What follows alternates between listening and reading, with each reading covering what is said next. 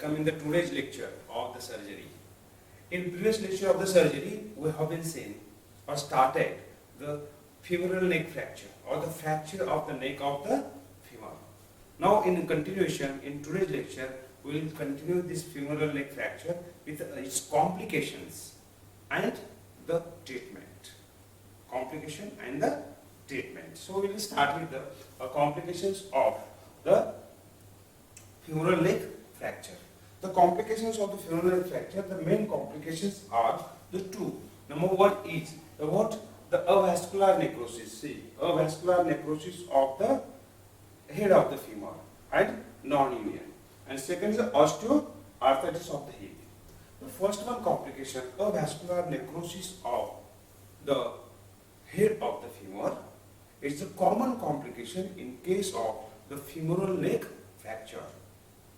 And this is common or occurs in intracapsular fracture. Intracapsular fracture. As already we have been seen why it is occurring in intracapsular fracture. Because in case of intracapsular fracture, either it is subcapital or the transcervical. There is the cut out of or discontinuation of the blood supply by the two sources. Which one? One is the artery, it is collateral, which runs along with. Collateral runs along with what? The inner surface of the capsular ligament or along with the neck of the femur. And second source is what? The nutrient artery, which passing through the substance of the bone, that is the neck of the femur. As neck gets discontinued due to the what? The breach in the continuity, the artery also gets discontinued, which causes the discontinuation of the blood supply to the head of the femur. As major sources, we supplying the blood to the head, which gets discontinued. Due to that, necrosis occurs, and this occurs due to devascularization or avascularization. That's why it is called as avascular necrosis of the head of the femur. And when the avascular necrosis occurs, that will result into the number one, you will say that will be what? It will result into the failure of the union between the fragments. As this discontinuation of blood supply, there will not be the growth of the new bone. And that's why the two fragments, they will not be united, they fail to union, and it causes the non-union of the fracture. The second one, the softening of the tissue in the femoral neck, so that the nail loosens and tends come out, letting the upper fragment loose. Means when it will be immobilized during the immobilization, and if you do the nailing of the fragments, due to the avascular necrosis, the two fragments of the neck of the femur, they becomes what? Soft. Softening occurs. And due to softening, what happens?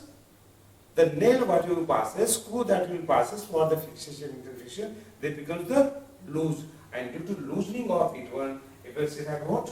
The upper fragment will become the loose, and that will again lead into the non-union of the fracture. Then the softening and inelasticity of the head, making it liable become flattened and irregular under pressure, so that the osteoarthritis of the hip is very likely occurs. If avascular necrosis is there, that causes what? Softening of the head, inelasticity of the head, and that means roughening is there and result into the osteoarthritis. So avascular necrosis is the main complication of the fracture. It occurs due to the fracture in case of intracapsular fracture, due to injury to the vessels, and that will lead to non-union and the osteoarthritis. Next complication that is very likely occurs after this one is a osteoarthritis of the hip. This complication of the fracture of the femoral neck may result from the two things are there. One is osteoarthritis due to avascular necrosis, as we have already seen this one. And second is the osteoarthritis resulting from the trauma to the hip joint. So these are the complications of the femoral neck of fracture. Now you see the treatment. The treatment.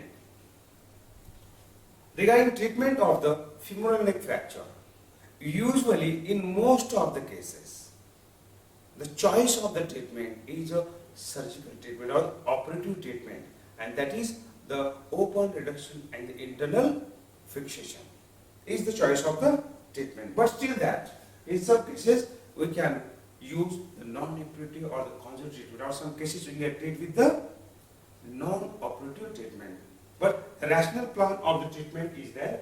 The plan of the treatment of the neck of the fracture of the femur.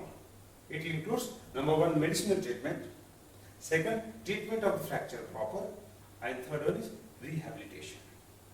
So the plan includes one is a medicinal treatment, second, the treatment of fracture proper, and the rehabilitation. This treatment should be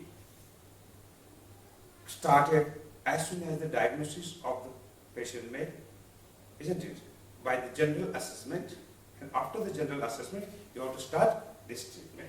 Medicinal treatment includes the prescription of the medicine or administration of medicine, while the treatment of fracture proper, it includes the conservative treatment, that is non-operative, and second, surgical treatment, which includes reduction and internal fixation and hip replacement. And then rehabilitation. We see one by one. The first, the medicinal treatment. The medicinal treatment, as the fracture of the neck of the femur is very painful. Trauma is more. So that's why this inflammation is there. And due to that inflammation, patient will have the severe pain and it may cause the distress. So that's why we have to manage the pain and the inflammation. So you can do the analgesic, non-steroidal, anti-inflammatory drugs. And second, opioids in some cases. Opioids in some cases, that which reduces the pain, the medicinal treatment. In addition to this one, in medicinal treatments, you can add the calcium. As per the patient, if the patient have the deficiency of the calcium, you can start the calcium preoperatively as well as the postoperatively when patient is in the immobilization there, isn't it? And as per requirement, if there is infection, chance of infection is there, bone infection is there, you can use the antibiotics also. You can start the antibiotic also there. Then the treatment of fracture proper, I already said you, I have seen a tree diagram. The treatment of fracture proper, it includes the conservative treatment. As already I have stated you, in most of the cases of the fracture of the neck of the femur, the choice of treatment is a surgical treatment. But in some cases, we can use the conservative treatment, or these cases can be treated with the conservative. Now, what are indications are there? We'll see.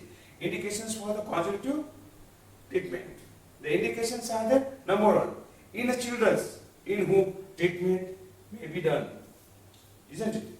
In children, there is no need of, in most of the children, there is no need of the surgical treatment. In them, you can use the conservative treatment. So, what are the conservative treatments? One is either by manual reduction, that's why close reduction, there is no need of the open reduction, close reduction, and immobilization by Whitman's plaster or the full band, half band plaster. How does plaster there? So on one side, the affected side of which bone gets fractured. So we can use the full band plaster. It extends from the hip, above the hip, to that of the malleolus, isn't it? Up to the leg. And in other side, non-affected side, the half band plaster, isn't it? That's called the Whitman's plaster. So first of all, either by the manual reduction under general anesthesia, by the close manipulation, and followed by the immobilization with the Whitman's, the full band and the half band plaster, isn't it? Or either, in some cases, that you can treat this fracture in the children by the continuous Thomas bed splint. Here, the traction is given. Continuous traction is given by using the Thomas knee splint, and by the traction itself, the reduction is carried out and this traction can be continued for a few days as a immobilizing one. So thus these are the two. So first of all, the conservative treatment can be done or can be given in the children's. First reduction carried out by the close manipulation under the general anesthesia and can be immobilized with using the full band, half band plaster, that is a Whitmer's plaster. Or second one method, continuous traction in a what? Thomas knee splint. Thomas bed knee splint. So that's the first one. Second, the conservative treatment is indicated in impacted fracture. Impacted fracture is abduction. Is it when the fracture occurs and the head or upper fragment is impacted into the lower fragment? That time what? So you should not go for the surgical treatment. You can do the conservative treatment and simply allow the patient to put on the bed with the de-rotator bar. It's very important. De-rotator bar. Bar is fixed there and traction is given on the bed or can be kept on the bed. Why? De-rotation bar should be used to prevent the external rotation. Because we have been seen in first part, when there is a fracture of the neck of the femur, there is an abduction and the external rotation. And if the external rotation occurs in case of impacted fracture, it will cause further retraction of or the displacement of the two fracture fragments. To preventing that displacement, how to use the de-rotator bar, isn't it? And you can treat it with using the Thomas bed knee splint, and after a month the patient will be allowed to stand on the leg only after the radiological examination where the signs of healing are there. Then and then. Otherwise, you have to keep the patient immobilized for the 3 months. Isn't it? Do you understand? So, in cases of impacted fracture, there is no need of the surgery. You can use the conservative treatment. Simply patient asking to lie on the bed or giving the traction by the what? Thomas bed knee splint by using the de-rotator bar for preventing the external rotation. Then next one, extracapsular fracture in the younger patients. This may be treated either by Whitman plasters or the Thomas bed knee splint. In case of the extracapsular fracture, in most of the cases, if the patients are young, not old, you can reduce the fracture by the closed manipulation and you can immobilize by using the either Whitman plaster, either Whitman plaster or by using the Thomas bed knee splint. Whenever you are using the Thomas bed knee splint, you have to do the traction for the immobilization. Do you understand? And then lastly, in case of the extracapsular fracture in the elderly peoples where surgery is not suitable or the patient is not fit for the surgery. So do you understand? The conservative treatment can be given in these cases, and this is a conservative treatment. In most of the cases, you can use the Whitman's plaster, that is a full band, half band plaster. Isn't it? In conservative treatment, the reduction is done by what? Close manipulation. Except in case of here, in impacted fracture, we doesn't require the reduction. But in other cases, we can reduce the fracture by the close manipulation under general anesthesia. And immobilization can be done either by using, in most of the cases, the Whitman's plaster. Isn't it? Or second one is a Thomas bed knee splint traction. As per the case, you can use that. So do you understand conservative treatment? Do you understand this full band, half band plaster? Full band plaster, half band plaster means what? The full plaster on the fracture sides, extending from the hip to that of the malleolus. While on unaffected side, this side is not affected, bone is not get fractured, is a half band plaster.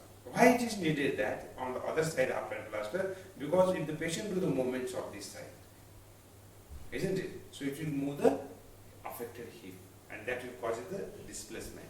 So from immobilization, we need to use the full band half band plaster. That's on one side full band, and other side half band plaster.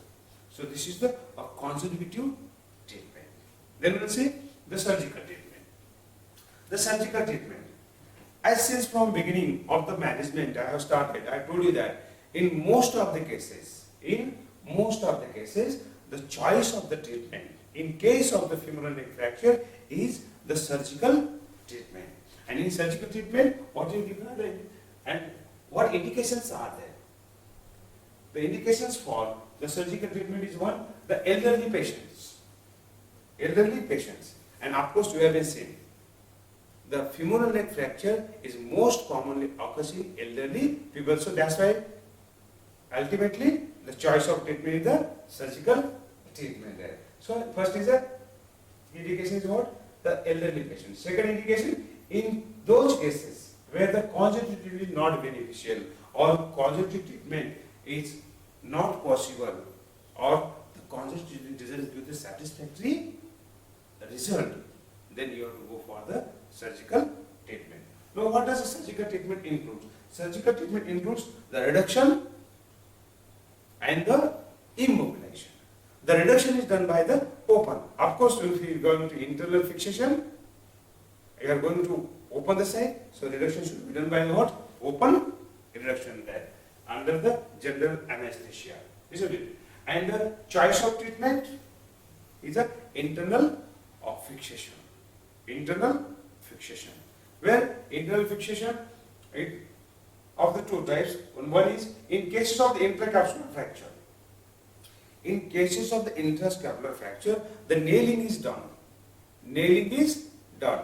Where SP nails are used mostly, but in some cases the knowledge pins are used. SP nails are screwed long, larger, isn't it? Where knowledge pins are the small, isn't it? But in most of the cases of the intracapsular fracture, the SP nails are used. SP nails. But some surgeons using the knowledge pins also there instead of the SP nails. But these knowledge pins are the smaller one, and these are the larger one, isn't it? So, but the SP nail will cause the destruction, more destruction of the bone or fragments of the fractured bone. While knowledge pin doesn't cause it there, it is small one there. So that's why some of the surgeons they use just the knowledge pins instead of the SP nails. And these nails are screwed headed and they get good grip on the head. And the nails are inserted at different angles, and this is also beneficial as the nails are much thinner than the SP nails. Bone destruction is also less. Of what? Knowledge pins. But see, SP nails are the longer, isn't it? They can be only inserted by only one way. I will show you here. You can see long. But this knowledge pins they can be used in all directions or in more than one directions, isn't it? And you can fit the bone according to that or fragments according to that. So use of the SP nails are there. The second, in case of the extracapsular fracture, either the intratrochanteric or the pertrochanteric.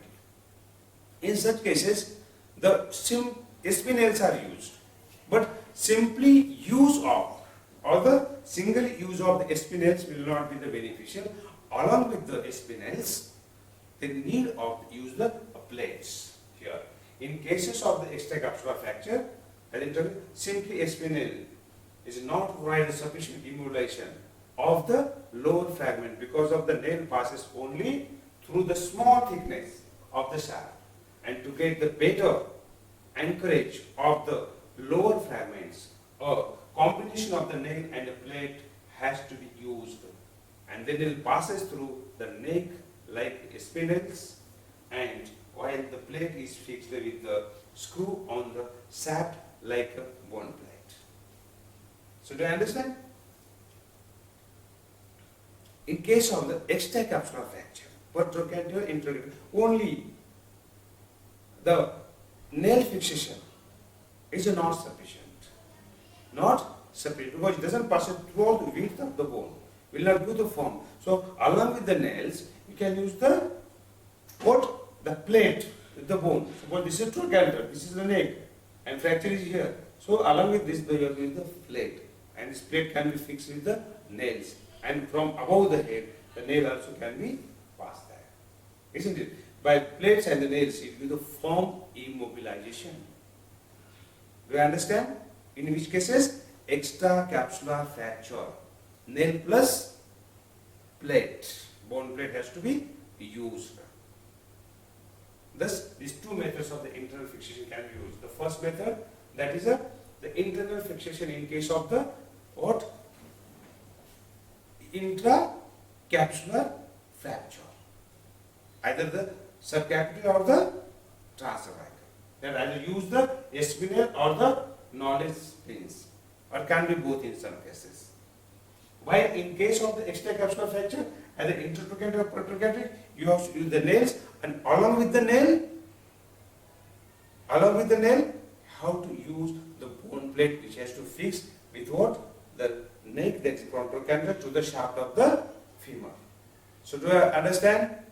In case of the intracapsular, only the pins are used, or pins can be used, or pins are sufficient for the internal fixation. But in case of extracapsular fracture, we need to use the pin plus bone plate for the internal fixation, which will do the firm immobilization, isn't it?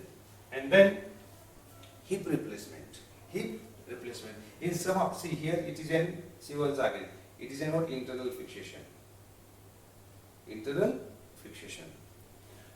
Then hip replacement. The hip replacement is in the big surgery. In some cases where the fracture is more destruction is to be there, head becomes completely necrosis. Along with this fracture of the acetabulum is there, that time we need the hip replacement, isn't it? And the hip replacement, either partial hip replacement or the complete hip replacement. It is a major surgery. We are not going to discuss here. It requires some cases. Some cases where there is a what? The multiple fracture, gross injury, more destruction of the bone. In such cases, we require the what? The hip replacement.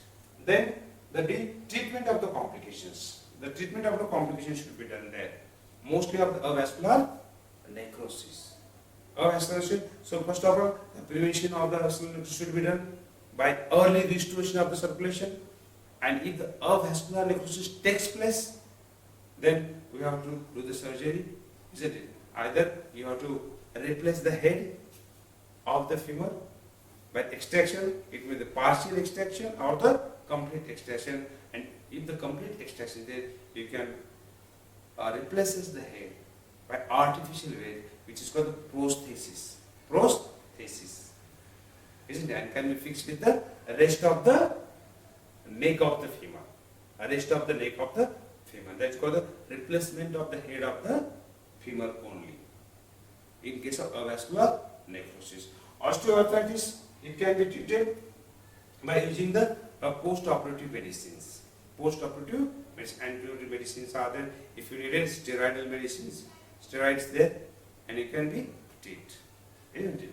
And better can be treated with the homeopathic medicines, appropriate homeopathic medicines, isn't it?